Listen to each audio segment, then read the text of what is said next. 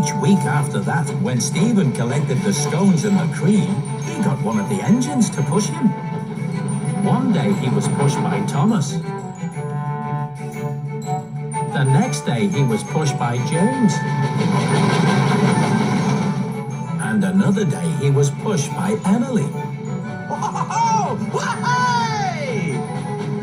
Stephen always got the cream and scones to the castle on time.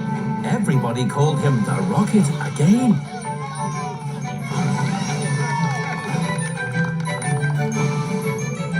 One day the Earl had a very special job for him.